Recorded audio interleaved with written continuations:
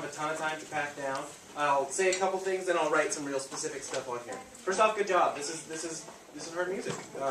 So good job pulling it off. Make sure that you guys have a really, really centralized and centered sense of the pulse when you start. You all basically knew where the quarter note was, but it definitely seemed a little unclear. So writing in cues in all the parts so you know when the Glock enters it has triplets, when the vibraphone enters it has 16th notes. Making sure all that's really, really clear. Timpani, there was a lot of stuff for you where if you had the marimba part written above your staff, then you can tap into that for hints and clues as when you can really shape your crescendo, when you switch drums, when you have to play the second half of a triplet, all that stuff.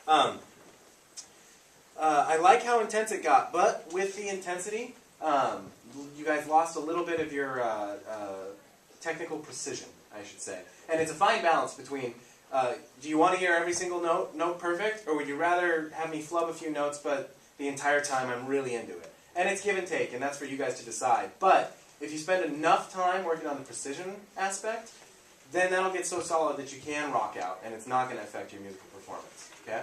Overall, it was really good. It's just, it's Daltrey. It's hard music, and some notes just weren't there. Your triple fortes and the mallet instruments can definitely be louder to match the triple fortes of the drums behind you. Okay? Conversely, drums, you can't overplay them. They are the melody. So unless it's a driving drum section, then you guys need to be respectful of the front line. Okay? Accents versus non-accented notes. Daltrey's really big into that. He turns the beat around. So you have accents like 1, 2, and something like that.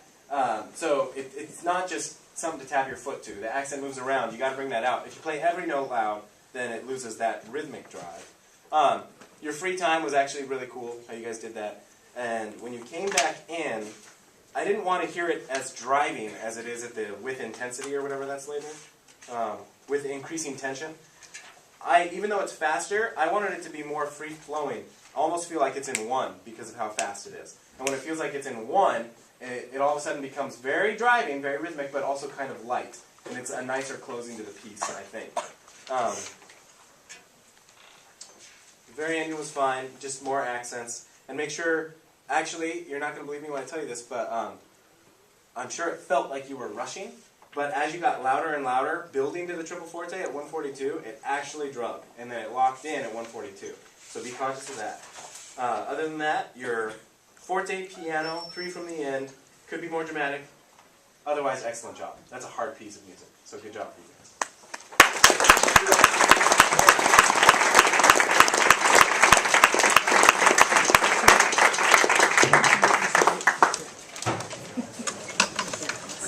Stay here and watch your friends. No. Who's next? Who's up next?